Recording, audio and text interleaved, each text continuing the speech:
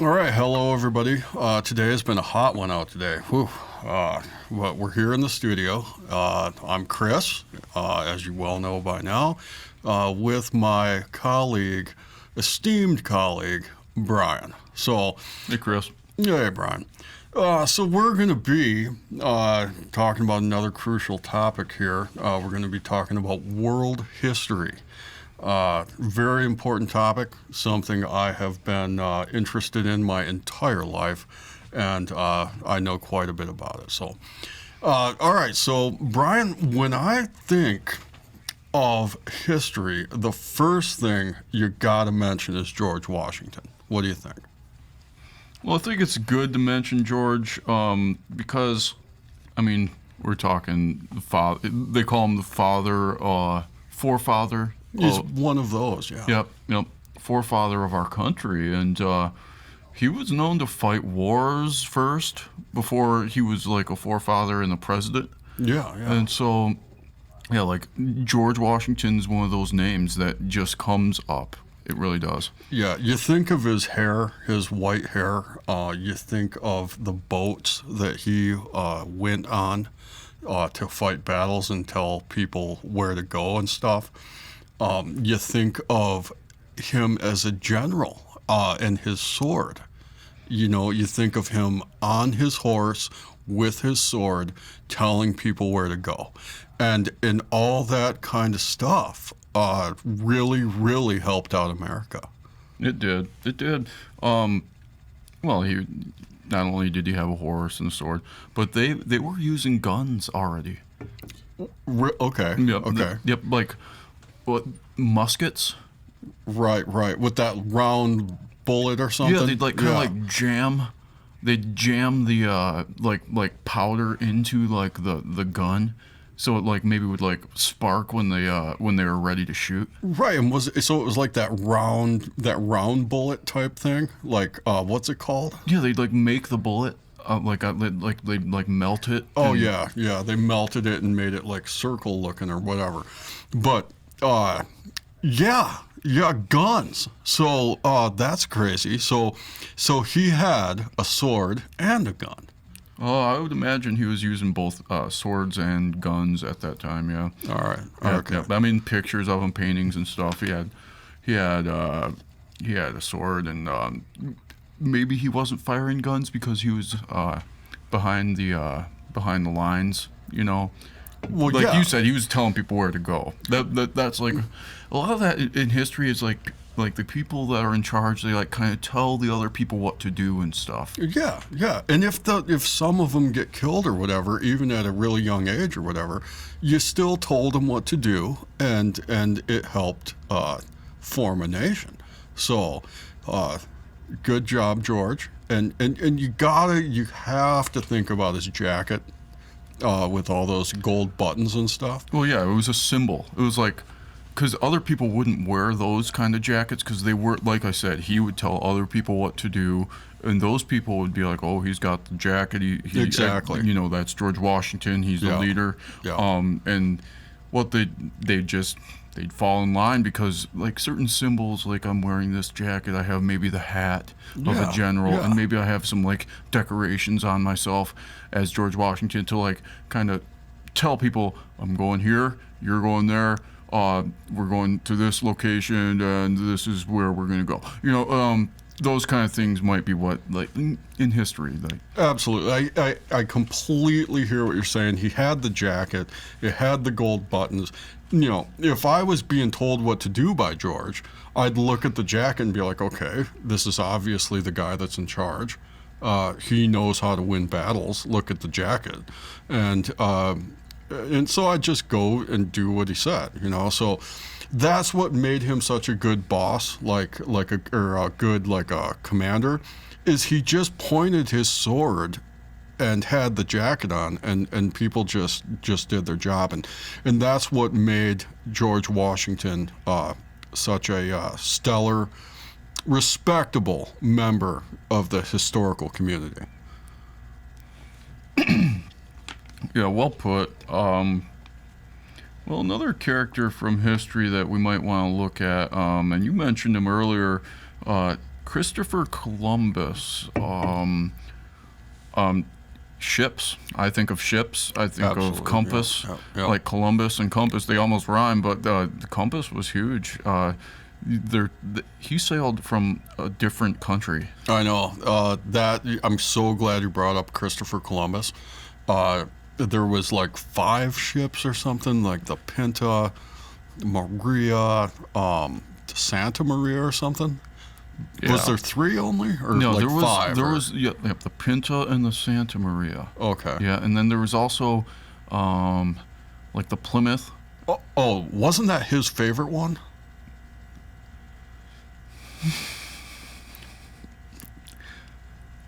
Yeah, I think he drove the Plymouth like he didn't steer it, but he was the guy that like he rode in the Plymouth he chose, and then I think they landed like maybe in like Massachusetts. So, like, but the Plymouth was Chris's favorite ship. well, it's the one he picked. Okay. And So- historians agree that probably was his favorite because I mean if that's one you choose, Yeah, it's most likely your favorite. it's probably so- the biggest. It had probably had the best like captain's chambers, like you could like get the most comfort out of that ship, and Right. Yeah, he felt like a real captain in the Plymouth. So all right, so we have the Pinta and the Plymouth and stuff. But when so he sailed. I'm pretty sure he sailed from like France or like what's the other one? Italy. Was it France or Italy? well, I think what it was like he was originally a Spanish conquistador. Oh, it was Spain. So it wasn't France? Right, and then but I think he was like he was part of like the Spanish Revolution, and then he I think he talked to like a queen and like got money and stuff, and like she was like, yeah, you can go and like just look around. Like back then they didn't know what they were gonna find, and like they were like, yeah, we need somebody to go look. Yeah, and yeah. And that's what he was. He was a looker. Like an explorer. Like he explored with his ship. So he got the ship and the money from the queen, got on the ship, his favorite, the Plymouth, and headed over to, where'd you say, Massachusetts?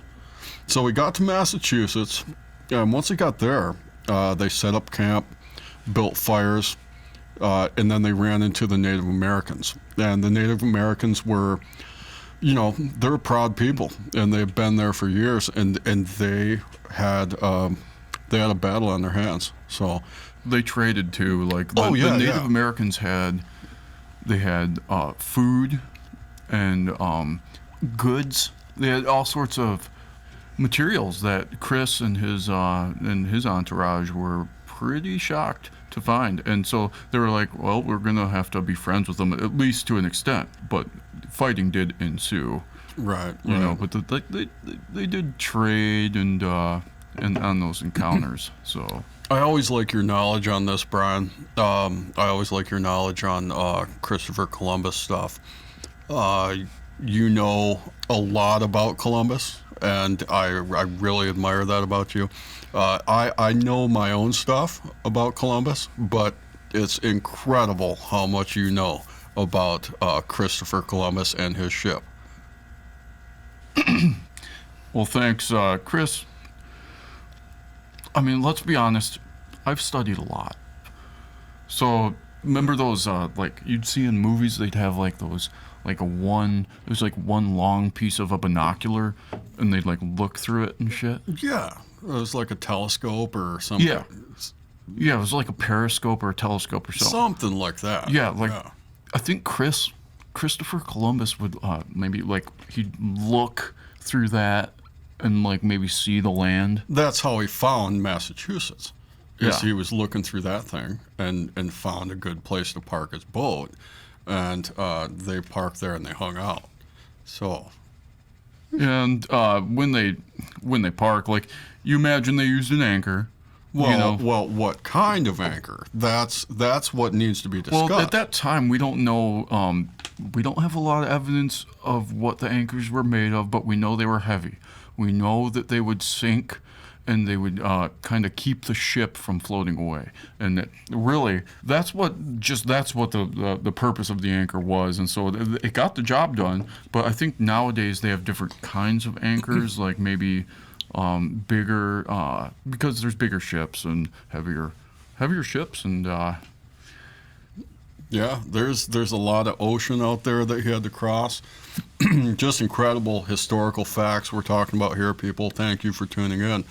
We got Christopher Columbus, George Washington. We're moving on to the president of ancient China. Remind us a little bit about him, Brian. well, President of China has had he's had a significant ceremonial role in the Chinese land. He's got a palace. He'll go to the wall. Maybe other people will follow him. And nowadays, even I'm talking about currently the president of China. Like, he has his palace, and he'll go to the Great Wall, and other Chinese people will follow him and stuff. I heard they follow him, yeah. Yeah, he gets followed by the other Chinese, and they might snap his picture, but he's there basically as the president of China. And but another fact that a lot of people don't know is the palace has other surrounding buildings that he goes into, and he's known to play games in those buildings and kind of just have fun and stuff is what the president's known to do. What a cool president. So what kind of games?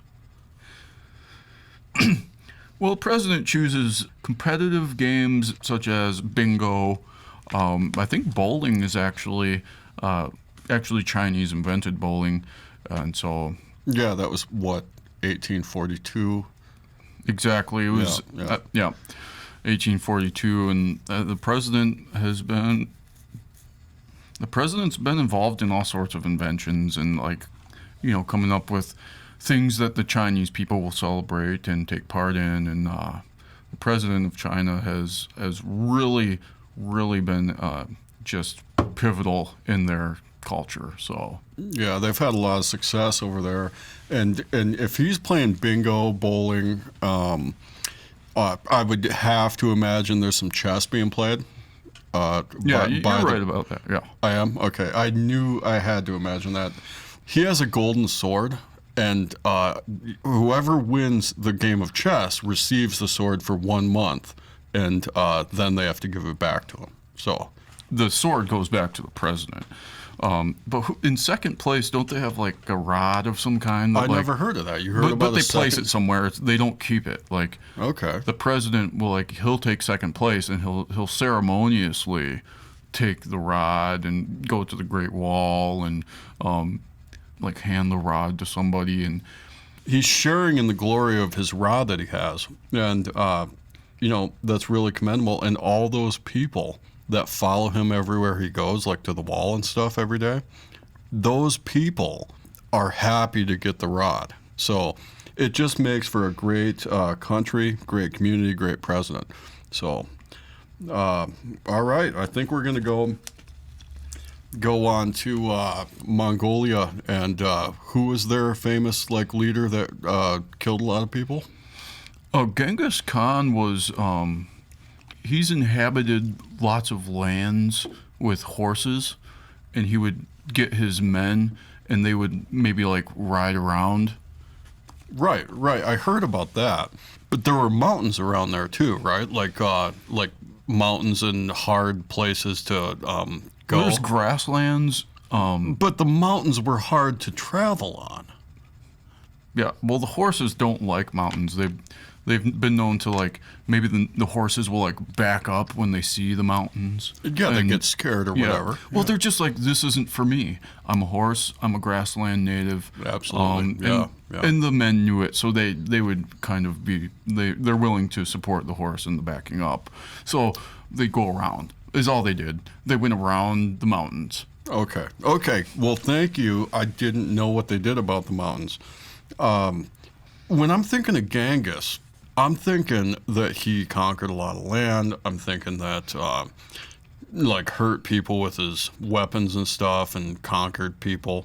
Well, they would set up tents and like they would move around their army, and like he would be in a tent, and so you imagine if you're like the ruler of the world, you're not living in a tent. Like he didn't have a palace, is what I'm saying. And like, whereas like a president of China has a palace.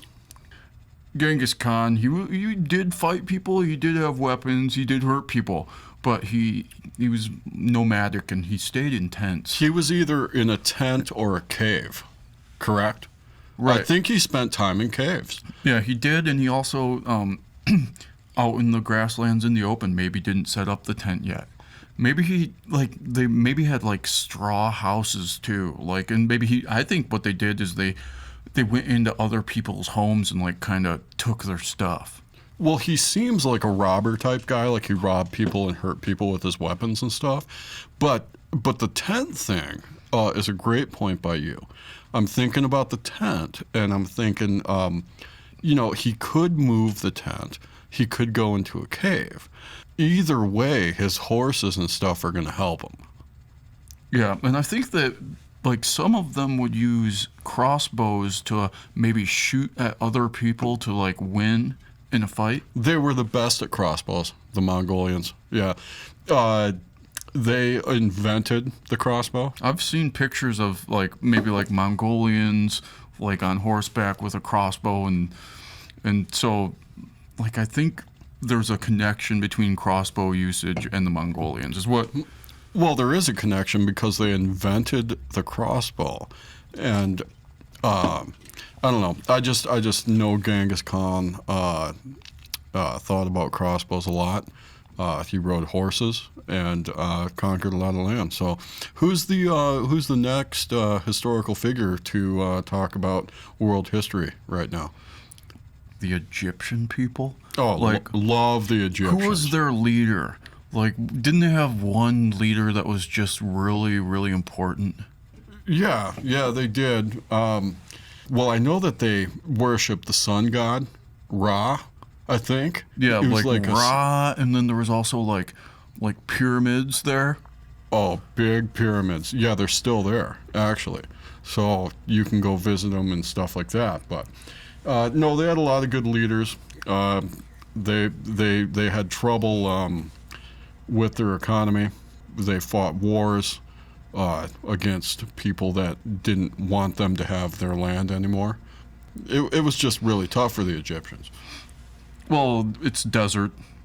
Like this is desert history to me. Like you think about grasslands with the Mongolians, you think about the Great Wall with the Chinese, and then like maybe like forests and like trees and stuff with like America. But we're talking about like people in the desert in Egypt and shit. So yeah, where's the water besides the river? I mean, yeah, there's a river that goes through the desert. That's what's weird to me. Crazy, blows my mind. Isn't it called the Nile? Yeah, from what I remember hearing, they had boats that they would go up and down river and maybe like trade with other civilizations. Like Egypt is placed where like there's people to the south and other peoples to the north, and like trade routes did ensue in those territories, and I didn't even mention east and west, but you know they had to trade somewhere, and yeah, very good point about the directions and stuff. You know, it's sandy. There's tons of sand, and it's tough to live there. So then you got the sand, and then you got the Nile River. Now, the Nile is the only place where they can get water. So, you know, they built boats out of wood that they'd get from the north or the south. And once they built the boats, they'd float them down the river and gather some water to drink and tell their family where the water's at and stuff. With the family knowing where the water is, maybe where alligators are, and maybe where the pyramids are, and like the Sphinx. They had like that Sphinx. They need to know where that is. It's called the Sphinx for a reason. It's important, and it's near the Nile. So you got the Nile, you got the sand, you got the Sphinx. Families know where the water's at. Everything's coming into play for them except for Alexander the Great. Well, Alexander, he was like Roman or Greek. He had horses too, and they wore like togas and stuff. And I think what they did is they tried to like conquer, like instead of being where they were and only conquering there, they would go east and west and Yeah. and Alexander had some success, and like that's why they called him great. Like he had other cities like that he would go to, and that he would be the ruler there. Right. Yeah. Yeah. He conquered a ton of land. He'd even go into like swamps, mountains. It didn't matter. You know how Genghis, like his horses would go around mountains? Alexander, he went right through and over mountains all the time. Right. I've seen movies where Alexander is depicted as going over mountains. Yeah, and- he'll be on a mountain in the movie. Yep. Yeah, exactly. Yeah, he So- looks out and he's like, "I'm the leader." Yep. Yeah, he'll be on the mountain in the movie. He just goes to another country and does a good job at taking over everybody's lives and stuff. And that's why, like, when he came to power, he instilled laws in other lands that, like, people obeyed what he thought was good. Well, And, yeah. and like, he was like, I get to do this because I won the war. Right. Well, and if they didn't, he'd kill them. So you just have to do it, or else you get your head chopped off. Well, they or liked something. him, though. Well, they liked him because if they didn't, he'd kill them. But they were like, well, somebody else is going to kill us. This guy killed that guy. This is just a better guy because he won. Yeah, it could be. But, yeah, it's a good point. It's a decent point. But so the Greeks went to Egypt at some point, and They set up statues for sure. Like, I do remember that, like, when they went into Egypt. And there's, like, a library, and they keep records of, like, what they did. yeah, I think it's like scrolls or something like that. All right, well, I think we're running out of time with history, but I think we covered a good array of... We've covered a great array, but we cannot leave without talking about President Ronald Reagan. Okay, I just want Modern history. You're modern right. history. Yeah. I just want to say that he did a good job. He talked about the economy. He made stuff trickle down like he said he would and stuff. And Well, he was a Republican, and like they were different from the Democrats, and they used different terminology and different ideas to try to like get votes to get into the White House, and that's kind of the role he played. And then he went over and like tried to like talk other countries into doing certain things, and had all sorts of plans. And it was really nice to see because I was born around that time when he came in. Right, And I was right, like, right. that guy's doing some things that are going to help us. And then there's other people that are like saying he didn't do good, but I thought he was doing good. yeah, damn good analysis, Brian. And Nancy Reagan. I mean, she believed in aliens. She believed in her husband, and she did a great job. So the Reagans were a fantastic presidential family. But yeah, looks like we've covered most of history. Like you said, I just wanted to mention that one point right there before we go. But thank you for tuning in from Chris and Brian. And we'll see you next time with another fantastic episode.